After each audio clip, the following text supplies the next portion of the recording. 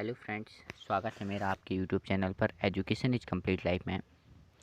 Friends, आप लोग से एक रिक्वेस्ट है मेरी, प्लीज़ मेरे चैनल को सब्सक्राइब करें, मेरे वीडियो को लाइक करें और अपने फ्रेंड्स के साथ शेयर करें, ताकि मैं और भी आपको इसी तरीके के इन्फॉर्मेटिव वीडियो आगे भी लाता रहूं।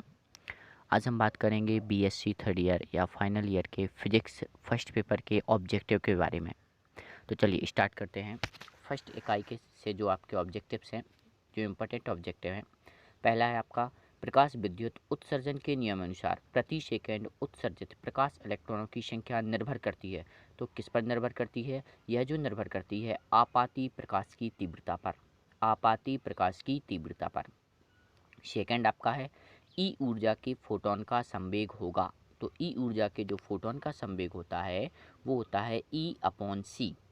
अगला क्वेश्चन है गतिज ऊर्जा में वृद्धि होती है। तो गतिज ऊर्जा में वृद्धि in bracket m-m0 bracket close c² की वृद्धि होती है। अगला आपका जो इम्पोर्टेंट क्वेश्चन है वो 90 डिग्री पर प्रकीर्णित विकिरण का कॉम्पटन तरंगदैर्घ्य परिवर्तन होगा। 90 डिग्री पर प्रकीर्णित विकिरण का कॉम्पटन तरंगदैर्घ्य परिवर्तन होगा। तो 0.0242 एंगस्ट्रॉम, 0.0242 एंगस्ट्रॉम। परम ताप T पर भी आवृत्ति वाले चिरसम्मत दौलित्र की औसत ऊर्जा होती है kT। हाइड्रोजन के लिए रिडबर्ग नियतांक R होता है। तो ये जो होता है R = 1/4πε0 स्क्वायर होल स्क्वायर और 2π² me⁴/c²h³। अगला है प्लांक नियतांक H की विमाएँ होती हैं तो ऊर्जा इंटू समय होता है। प्रकाश विद्युत प्रभाव के लिए आपतित प्रकाश का क्षेत्र होना चाहिए तो नीला या पराबैंगनी। परम ताप T पर न्यूट्रॉन से संबंध डी ब्रॉगली तरंगदैर्घ्य होती है। तो डी ब्रॉगली जो तरंगदैर्घ्य होती है वो होती है h/√3m/kT। अगला आपका जो क्वेश्चन है वेग v से गतिशील कण के साथ संबद्ध तरंग पैकेट का वेग होता है। तो वेग v ही होता है।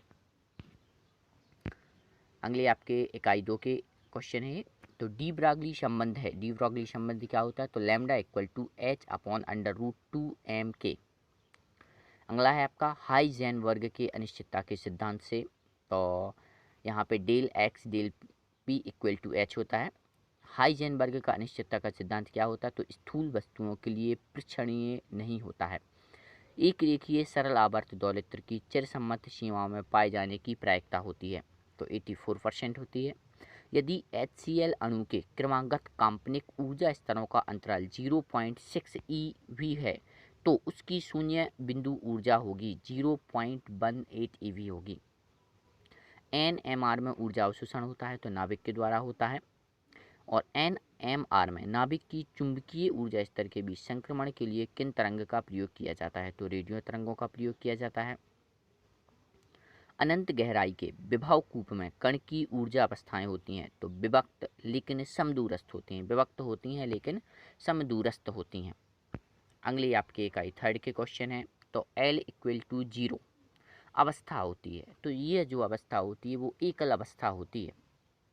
कक्षीय क्वांटम संख्या 1 तथा दिगांशी क्वांटम संख्या n में संबंध होता है 1 = n5+1। अगला आपका क्वेश्चन है एक्स किरणों के वेधन क्षमता निर्भर नहीं करती है। तो एक्स किरण नली में तंतु की धारा पर। अगला है अल्पवेधी और अतिवेधी एक्स किरणों में अंतर होता है तो आवृत्ति का अंतर होता है। एक्स किरणों की तरंगदैर्घ्य का क्रम होता है तो 1 एंगस्ट्रॉम होता है। एक्स किरणों की तरंगदैर्घ्य का क्रम होता है तो 1 एंगस्ट्रॉम होता है। यहाँ पे डबल ही क्वेश्चन रिपीट है, एक्स किरणों की तरंगदैर्घ्य का क्रम होता है। अगले आपके 4 चैप्टर से हैं, 4 इकाई से। तो एक इलेक्ट्रॉनिक संक्रमण में ऊर्जा अंतर का मान होता है लगभग 5 से 10 इलेक्ट्रिक वोल्ट। किसी अणु का इलेक्ट्रॉनिक वर्णक्रम पाया जाता है तो दृश्य क्षेत्र में पाया जाता है। यदि मूल रेखा की आवृत्ति म्यू है तथा रमन विस्थापन डेल म्यू है तो स्टोक की आवृत्ति होगी। तो स्टोक की जो आवृत्ति होगी वो होगी mu minus del mu. Rock salt prism spectrography का उपयोग किया जाता है? तो अवरक्त क्षेत्र में किया जाता है। अगला क्वेश्चन है आपका, किसी द्विपरमाणविक अणु के घूर्णन ऊर्जा स्तर होते हैं? तो विभक्त लेकिन समदूरस्थ नहीं।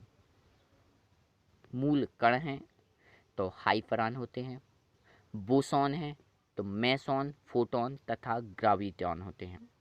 फोटोन का ब्राम द्रव्यमान होता है तो 9.1 इंटू 10⁻³ की पावर किलोग्राम। दूसरा ऑप्शन शून्य 1.6 इंटू 10⁻27 किलोग्राम। तो इसका जो आंसर आ जाएगा वो शून्य। फोटोन का जो ब्राम द्रव्यमान होता है वो शून्य होता है। बेरियन नहीं है तो बेरियन जो है वो फोटोन नहीं है। Proton, neutron, sigma, high proton ये सब होते हैं, लेकिन फोटोन नहीं होता है बेरियन। स्थायी कण होता है तो स्थायी कण जो तो होता है वो प्रोटॉन होता है। स्थायी कण। नाभिक का लगभग व्यास है तो नाभिक का जो व्यास होता है वो 10⁻13 सेंटीमीटर होता है।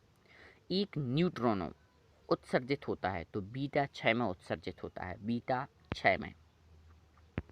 अगला आपके क्वेश्चन है, सूर्य अपनी ऊर्जा प्राप्त करता है? तो संलयन प्रक्रम से। सूर्य जो है अपनी ऊर्जा संलयन प्रक्रम से प्राप्त करता है। नाभिकीय विखंडन की व्याख्या की जा सकती है? तो नाभिक के द्रव्य बूंद मॉडल द्वारा। नाभिक के द्रव्य बूंद मॉडल द्वारा।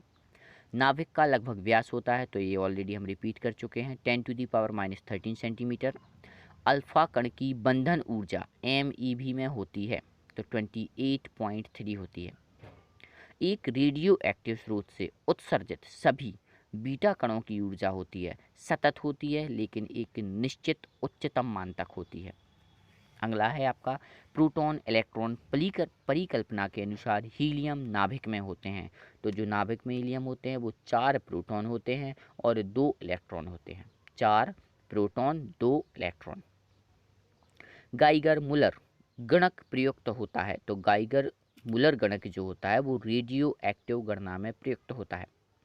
उत्तरोत्तर अवधाव प्रवर्धन रोकने की विधि कहलाती है?